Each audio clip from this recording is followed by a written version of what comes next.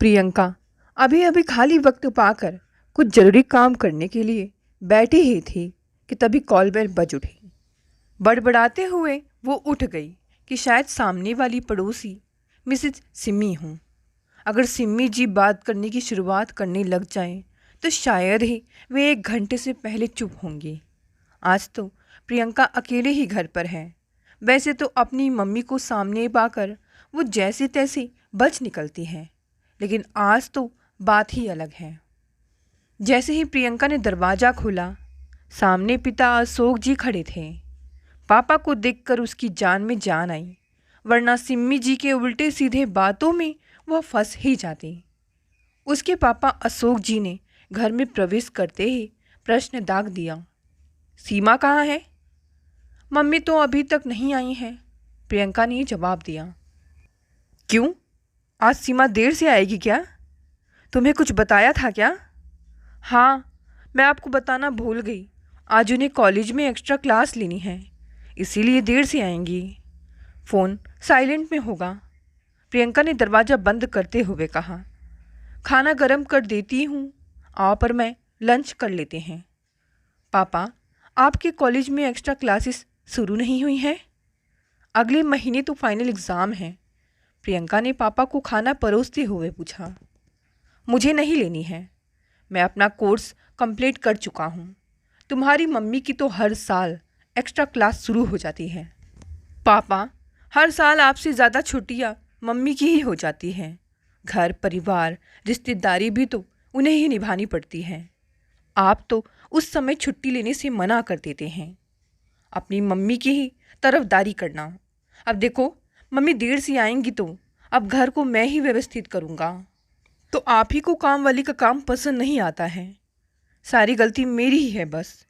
एक तेरा भाई है, उसे देख कितना होशियार रहा है बचपन से, एक दिन अधिकारी जरूर बनेगा। एक तुम हो, एमबीए करके क्या हासिल हुआ? मैंने कहा था पीएचडी ज्वाइन कर लूँ, अभी तक कॉलेज से अटैच भी करा देता। जब आप भाई को उसकी मर्जी से तैयारी करने का समय दे रहे हैं तो मुझे क्यों हर वक्त सुनाते रहते हैं कि यह क्यों नहीं किया, वह क्यों नहीं किया। वह अधिकारी कब बनेगा पता नहीं, मगर मुझे जल्दी नौकरी मिल जाएगा। कह प्रियंका भुनभुना कर अपनी प्लेट सिंक में पटक आई। आज फिर प्रियंका का मूड खराब हो गया था। एक तो नौकरी ना मिल पाने की टेंशन, ऊपर से पापा के ताने। बेटा बहुत प्यारा है, वह कुछ भी करे पूरी छूट है, मगर उसे अपनी ज़िंदगी का छोटा सा फैसला लेने का भी हक नहीं। भला हो मम्मी का, उनकी सपोर्ट से वह एमबीए कर पाई। पापा तो पीएचडी की रट लगा बैठे थे।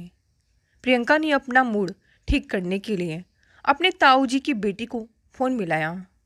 हेलो दी, क्या हाल है? प्रियंका ने पूछा। लगता है आज फिर पापा से बहस हुई है, रूपा ने हंसकर पूछा। हाँ दी, आप तो पापा और ताऊ जी का नेचर जानती ही हैं। हर समय बेटों की तारीफ करना और बेटियों को नीचा दिखाना। सच कहा, तुझे क्या बताऊं, आजकल मेरे लिए रिश्ता ढूंढ रहे हैं। कितना समझाया है पापा को कि मेरा बीएड पूरा हो जाने दो। उफ, अब क्या करोगी दीदी? क्या कर सकती हूँ, अभी तो कुंडली मिलान ही चल रहा है। देखो, इसके आगे की स्टेप तक पहुँचने में ही 6 महीने साल बीत जाएगा, तब की तब देखी जाएगी। अभी 1 साल बाकी है बीएड का, बस जो भी हो उसके बाद ही हो। कहीं किसी से कुंडली तुरंत मिल गई तो क्या करोगी? प्रियंका ने पूछा। शुभ शुभ बोल, क्यों मेरे गले में खूंटा बांधना चाहती है? रूपा ने कहा। चलो अच्छा है, अभी मेरे पापा के दिमाग में मेरी शादी का फुतूर नहीं चढ़ा है। शायद तुम्हारी शादी तय होने का ही इंतज़ार है, फिर मेरे पीछे भी पड़ जाएंगी, प्रियंका ने घबरा कर कहा। प्रियंका, कितनी देर से फ़ोन पर हो, एक कप चाय बनाओ जल्दी। सीमा ने अपनी बेटी को आवाज़ दी। ओके बाय दी, मम्मी घर आ गई हैं, फिर बात करूँगी। प्रियंका सुबह से ही अपने लैपटॉप में 5 अलग अलग कंपनियों के इंटरव्यू कॉल में बिजी थी कि उसके पापा ने आकर कुछ कहना चाहा तो उसने उन्हें इशारे से कमरे से बाहर जाने को कहा। कुछ देर बाद वह कमरे से बाहर आई और पापा से पूछने लगी, हाँ आप बताइए, आप क्या कह रहे थे? तुम्हारी रूपा दीदी की एक जगह कुंडली मिल गई है। कल वे लोग हरदोई जा रहे हैं, शायद बात पक्की हो जाए। क्या? कुंडली मिल गई? प्रियंका चीख पड़ी। इसमें इतना चिल्लाने की क्या ज़रूरत है? कुंडली तो 3-4 जगह और भी मिल गई थी, मगर लेन देन को लेकर बात आगे नहीं बढ़ी। इन लोगों को पढ़ी लिखी बहू चाहिए। रूपा की बीएड शादी के बाद वे पूरी करवा देंगे। शादी के खर्च को लेकर भी सहमति बन गई है। तुम अपने और मम्मी के कपड़े बैग में रख लो। मम्मी के कॉलेज से आते ही हम लोग हरदोई चल पड़ेंगे। हम लोगों का क्या काम? अरे कुछ समझ में नहीं आता तुम्हें? तुम्हारी ताई अकेली मेहमान नवाजी कैसे कर पाएंगी? हमें साथ बैठकर सगाई और शादी की जगह और तारीख तय करनी होगी। बहुत से काम होंगे। भाई साहब अकेले घबरा रहे हैं।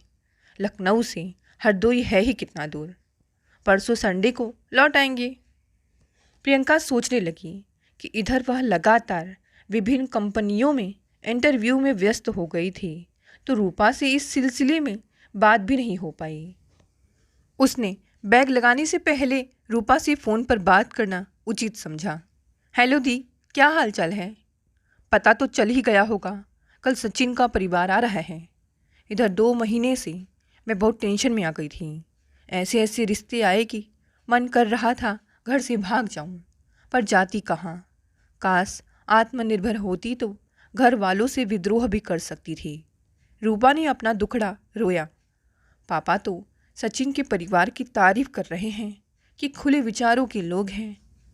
बहू को आगे बढ़ाने को भी तैयार हैं। आशा ही कर सकती हूँ। कुछ घंटों बाद मुलाकात करते हैं, बाय। कह प्रियंका फ़ोन रख बैग तैयार करने लगी। रूपा के पिता का हरदोई रेलवेगंज के मकान में पहले फ्लोर में किराने का व्यापार है, दूसरे फ्लोर में निवास स्थल है। हरदोई से लगे माधोगंज में पुश्तैनी ज़मीन जायदाद है, जिससे अच्छी आमदनी हो जाती है। दोनों भाइयों के बीच भी प्रेम संबंध बना हुआ है। रूपा और प्रियंका दोनों के बड़े भाई दिल्ली में एक फ्लैट लेकर कोचिंग कर रहे हैं। एक का लक्ष्य आईएएस बनना है तो दूसरे का आईपीएस। हरदोई पहुंचकर प्रियंका रूपा के कमरे में अपना बैग पटक कर बेड में पसर गई।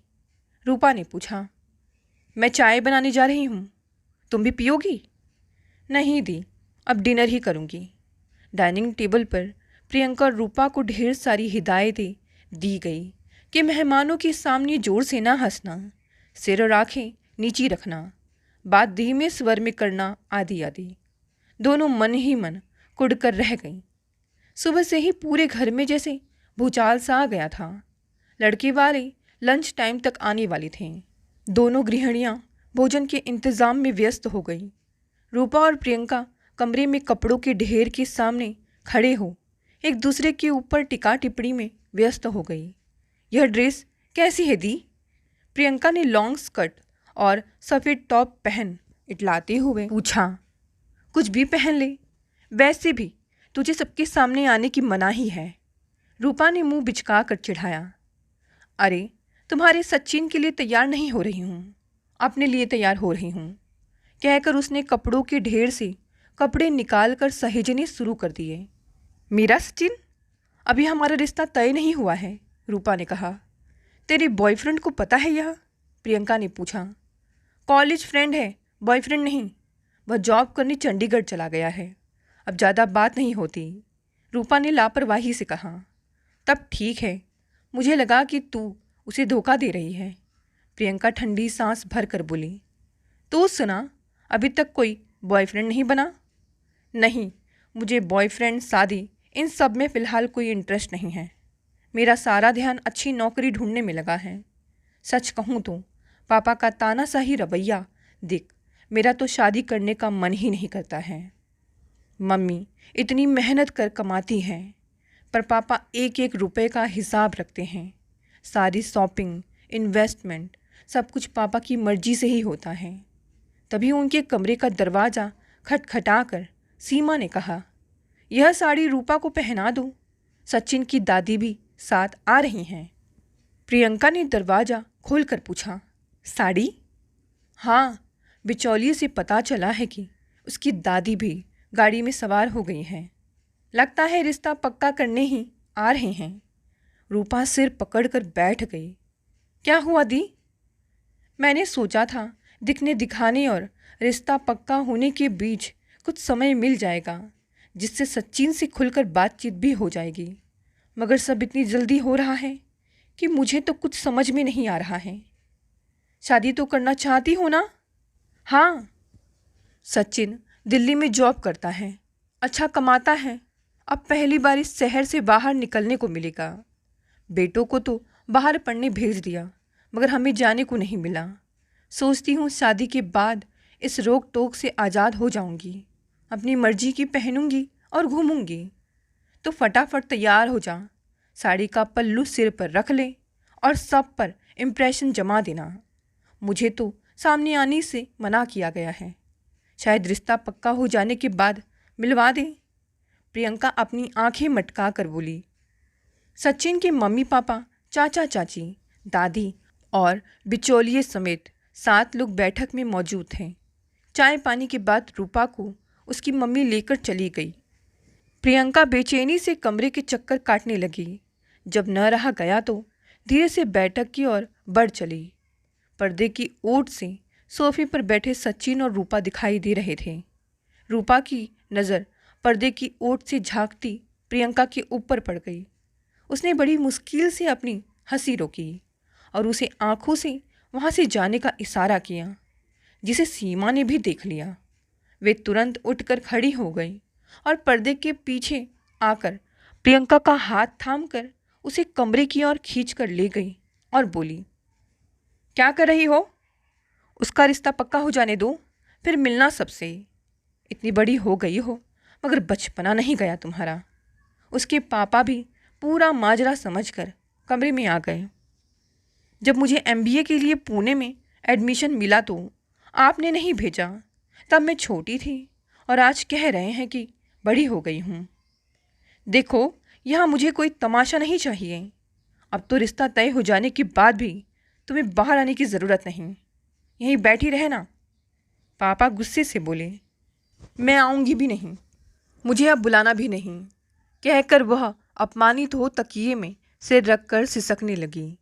उसके मम्मी पापा उसे वैसे ही छोड़कर कमरे से बाहर चले गए। कुछ ही देर में वह नींद के आगोश में समा गई। सारे मेहमानों को विदा कर पूरा परिवार तनाव मुक्त हो बैठक में हास परिहास में व्यस्त हो गया। रूपा जब कमरे में आई तो प्रियंका बेसुध सोई हुई थी। कितना सोएगी प्रियंका? यह फंसी पिन निकाल दे, मेरा हाथ पीठ तक नहीं पहुंच रहा है।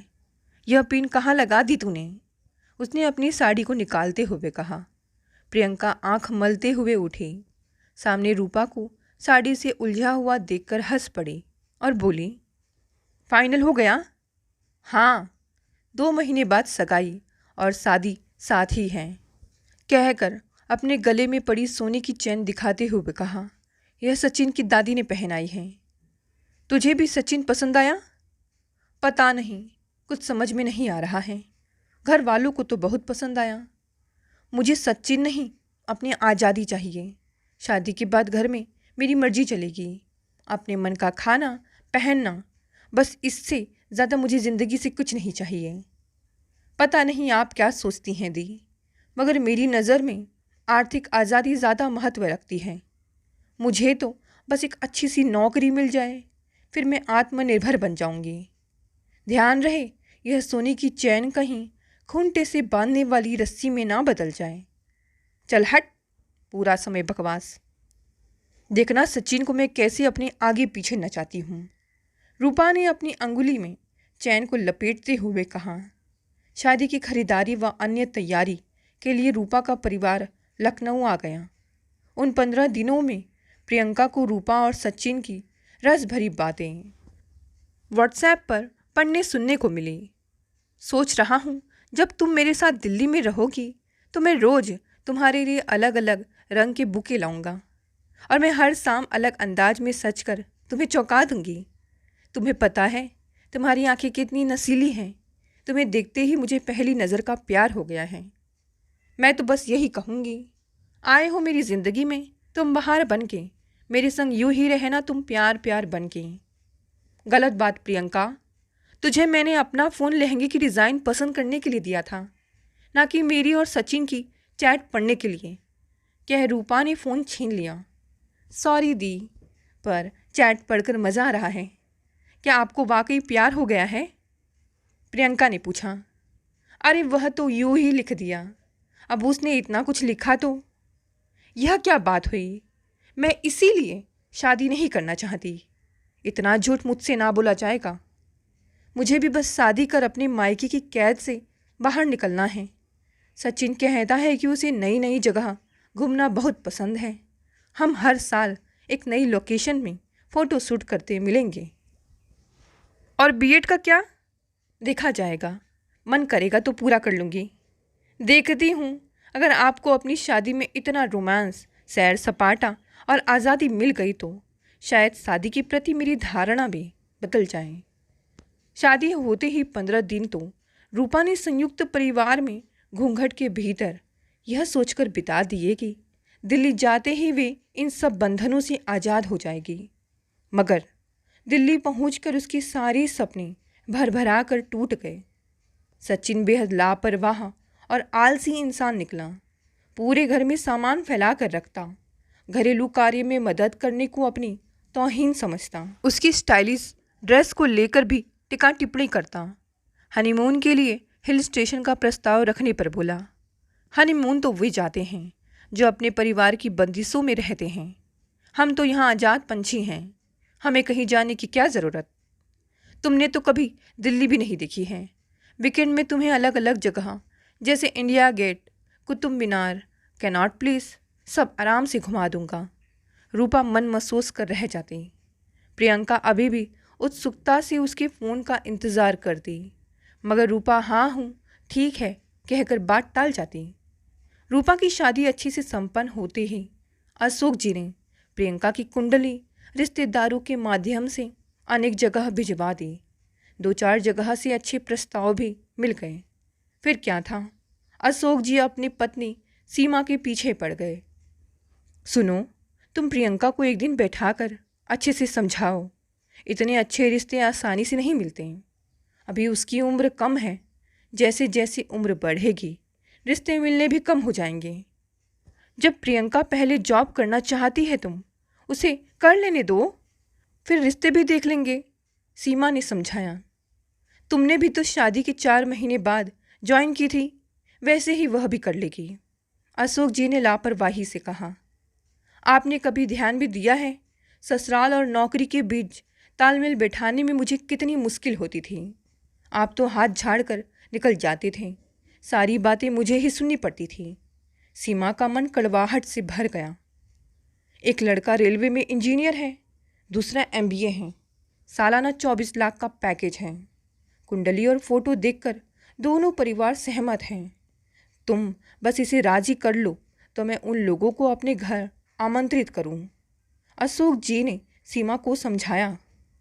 मैं उसे कुछ नहीं कहूँगी। जब आपको पता है वह अभी शादी करने को राजी नहीं है तो आपने बिना बताए उसके फ़ोटो और कुंडली क्यों भेजी? बेकार बहस ना करो, इतना अच्छा रिश्ता घर बैठे नहीं मिलता। अशोक जी ऊंची आवाज़ में बोले। सीमा बहस में ना पड़कर वहाँ से उठकर रसोई में चली गई। थोड़ी देर में प्रियंका भी रसोई घर में आ गई। मम्मी, मैं यह क्या सुन रही हूँ? पापा ने मेरे लिए रिश्ता ढूंढा है। आपने मुझसे बिना पूछे इतना बड़ा फैसला कैसे ले लिया? मुझे भी नहीं पता। तुम्हारे पापा हमेशा अपनी मर्जी ही तो चलाती आए हैं इस घर में। सब आपकी वजह से हुआ है। आप कभी दमदार आवाज़ में विरोध नहीं करती है ना, इसी बात का फ़ायदा पापा को मिल जाता है। प्रियंका की बात सुनकर सीमा को एक झटका लगा। प्रियंका सही कह रही है, वो कभी भी किसी बात का विरोध ही नहीं करती, बस समझौता ही करती आई हैं। एक हफ्ता तो यही तमाशा चलता रहा। अशोक जी और प्रियंका दोनों ही सीमा से एक दूसरे की शिकायत करते रहते। एक दिन परेशान हो सीमा ने दोनों को आमने सामने बैठा दिया और बोली, जो तुम दोनों मुझसे कहते रहते हो, इसे यह बता दो, उसे वह बता दो, आज फुर्सत में हो आमने सामने बैठकर बात कर लो कि लड़के वालों को क्या जवाब भिजवाना है। अशोक जी ने प्रियंका से कहा, पहले मेरी बात ध्यान से सुनना, बीच में बिल्कुल नहीं बोलना, फिर मैं तुम्हारी बात सुनूंगा।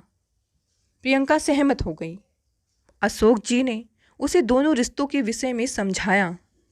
उन दोनों युवकों का बायोडेटा, फोटोग्राफ, पारिवारिक रहन सहन के विषय में बताया। प्रियंका अनमनी सी सुनती रही। पापा की बात समाप्त होते ही बोली, आप भाई को अभी कितने साल और तैयारी के लिए देने जा रहे हैं? कम से कम 3 साल तो देने ही पड़ेंगे ना। इतना आसान नहीं है आईएएस बनना। तो ठीक है, मुझे बस साल भर का समय दे दीजिए, फिर मैं आपकी बात मान जाऊंगी। साल भर कोई रिश्ता इंतज़ार नहीं करेगा। नौकरी के लिए आवेदन करती रहना शादी के बाद। कहा ना कि पहले नौकरी करूंगी, फिर शादी की सोचूंगी। मन करेगा तो करूंगी, नहीं तो खुद कमाऊंगी, खुद पर उड़ाऊंगी। प्रियंका ने लापरवाही से कहा, यह क्या बकवास है? सीमा, तुम इसे कुछ समझाती क्यों नहीं? पिता पुत्री जब भी आमने सामने आते, बहस शुरू हो जाती। सीमा ने भी उनकी बहस के बीच बोलना बंद कर दिया। प्रियंका ने अपना लक्ष्य केंद्रित कर लिया। वह हर दिन कम से कम 5-6 कंपनियों में आवेदन करती। उस दिन वह सुबह से इंटरव्यू में व्यस्त थे।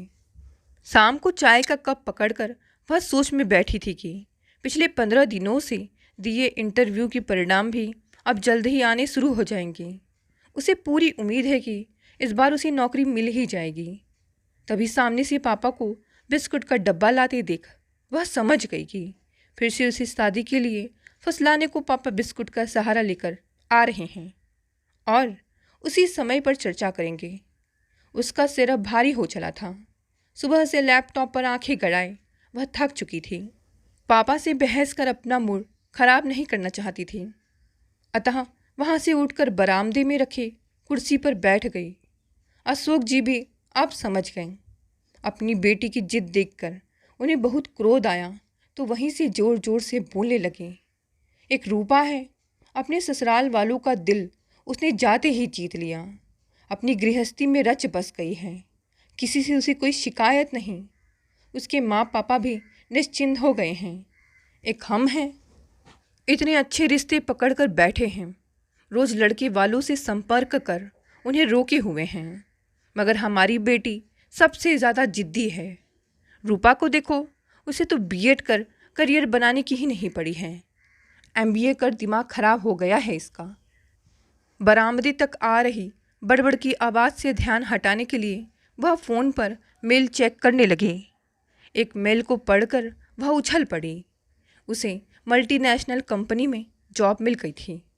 उसने मम्मी पापा को यह खुशखबरी देने के लिए बरामदे से अंदर झांका तो मम्मी सिर पकड़कर बैठी दिखी और पापा फ़ोन पर अच्छा, हाँ, फिर लगातार बोलते हुए दिखे।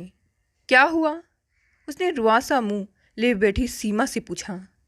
चुप, अशोक जी ने उसे चुप रहने को कहा। वह सोफे पर बैठ गई। फ़ोन के बंद होते ही अशोक जी चुपचाप दूसरे सोफे पर बैठ गए। कोई कुछ बोलेगा? उसने अपनी मम्मी पापा से पूछा। रूपा के घर पुलिस आई थी, उसके पति की पिटाई करके गई। मम्मी ने कहा। क्या? मगर क्यों? पड़ोसियों से झगड़ा हुआ है क्या? प्रियंका ने पूछा। सचिन और रूपा की बहस हो गई थी तो सचिन ने हाथ उठा दिया। रूपा सामने दीवार से टकरा गई। उसके माथे से खून निकलने लगा। उसी समय दोनों भाई रूपा से मिलने उसके घर पहुंच गए। रूपा की यह हालत देखकर दोनों ने पुलिस बुला ली। पुलिस ने आकर सचिन की ठुकाई की, फिर रूपा के कहने से उसे छोड़ दिया, वरना वे सचिन को घरेलू हिंसा एक्ट में थाने ले जाने को तैयार थे। अशोक जी एक सांस में भूल गए। अब रूपा बता रही है कि वह तो पहले भी 1-2 बार हाथ उठा चुका है, मगर इसने किसी को कानों कान खबर ना होने दी। वह कह रही थी कि वह यह सब बताकर आप लोगों को परेशान नहीं करना चाह रही थी। सीमा ने कहा, बेवकूफ़ है। वह कहती थी कि शादी के बाद घूमने फिरने और मनमर्जी करने की आज़ादी मिल जाएगी। मिल गई उसे आज़ादी। पिता के पहरे से निकली तो पति की बंदिशों में कैद हो गई। मैंने कहा था बीएड कर लो, जॉब पकड़ लो, आर्थिक आज़ादी तभी मिलेगी। मगर मैडम को तो शादी करनी थी। प्रियंका ने बौखला कर कहा। सीमा ने उसे चुप रहने का इशारा किया। मुझे नोएडा में जॉब मिल गई है, सालाना 7 लाख का पैकेज है। अब मुझे भी आत्मनिर्भर बनना है। अब आपको मेरी बात सुननी पड़ेगी पापा। जब मेरा मन होगा मैं तभी शादी करूँगी, चाहे 1 साल बाद हो या 4 साल बाद। यह कहकर उसने पापा की प्रतिक्रिया जाननी चाहिए। अशोक जी ने उसके सिर पर हाथ फेरते हुए कहा, तुम ठीक कहती हो बेटा, खूब तरक्की करो, सदा सुखी रहो। दोस्तों, ये कहानी यहीं समाप्त हो गई। कहानी पसंद आए तो इसे लाइक शेयर कमेंट करें। नए हैं तो चैनल को भी सब्सक्राइब कर लें। धन्यवाद दोस्तों, मिलते हैं अगली नई कहानी से।